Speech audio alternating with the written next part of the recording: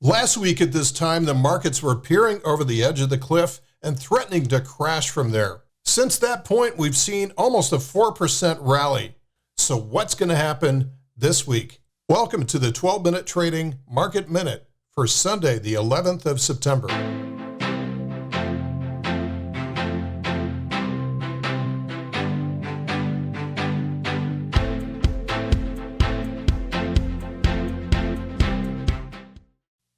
Before I get to the charts, let's talk about the fundamental backdrop and the economic risks that are apparent this week.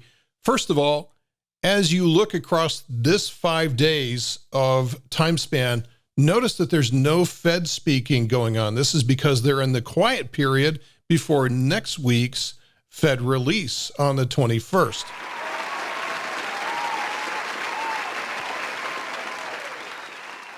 So the next 7 trading days are not going to be affected by Fed speaking, only by what we think the Fed might do in response to this number.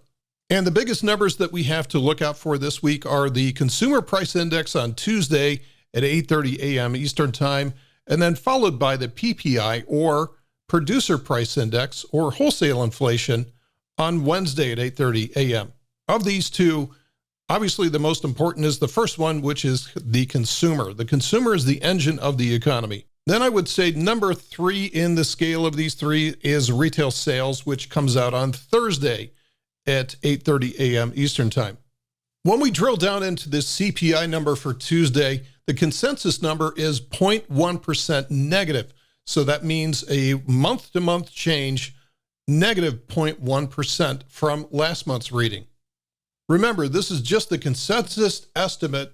The range is negative 0.3% to positive 0.2%. So the more negative we go on the consensus number, which is reported on Tuesday, the more likely that the Fed rate hikes are already having an impact on inflation, and that may, just may, cause them to pivot a little bit earlier down the road, although they will decline that next week. So I think it's fairly logical to assume that if we do get a decent negative number on the CPI print on Tuesday, markets will more than likely rally. If we see a really hot number still, which is in the positive numbers, probably the market will distribute from there into the end of the week. Now let's go to the charts. Since we can't predict what is going to happen from day to day, what price levels do we need to watch to find out whether something is actually happening when we have that reversal confirmed enough to be able to trade off of and act upon?